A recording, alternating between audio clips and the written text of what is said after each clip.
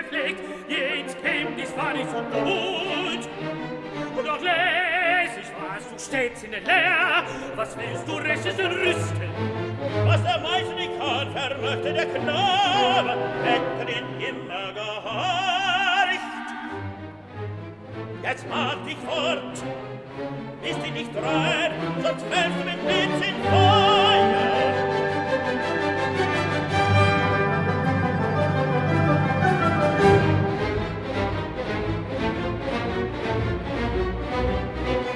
Was machst du denn da?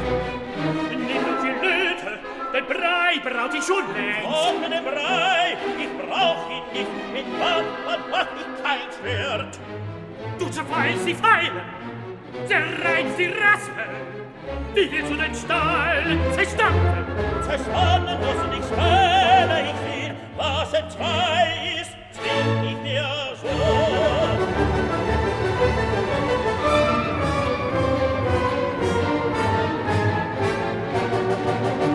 Hilft dein Kluger, das seh ich klar. Hilft den Dummen, die Dummheit allein. Wie es sich rührt und besten rät, im Schild der Stahl und wir ihm nicht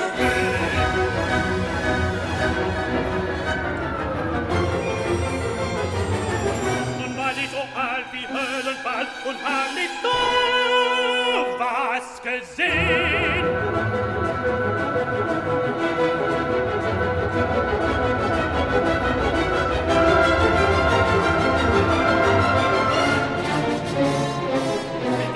Gelingt's, das werd ich wohl. Vor Schluss fällt es so ganz. Der Wanderer wusst es gut. Wie berg ich nun mein banges Haupt? Den kühnen Knaben befiehl's, lehrte nicht Waffe die Furcht. Doch wer mir Arme, wie wirkte den Wurm, würde das Bild von ihm, verrennt nicht mehr den Ring. Verfluchte Klemme, da klebt ich fest, tätig ich klugen Rat, wie den furchtlosen selbst ich befall. Helene, geschwind, wie heißt das Schwert, das ich in Späne zerschwonnen? Nennt sich das neidliche Schwert. Meine Mutter gab mir die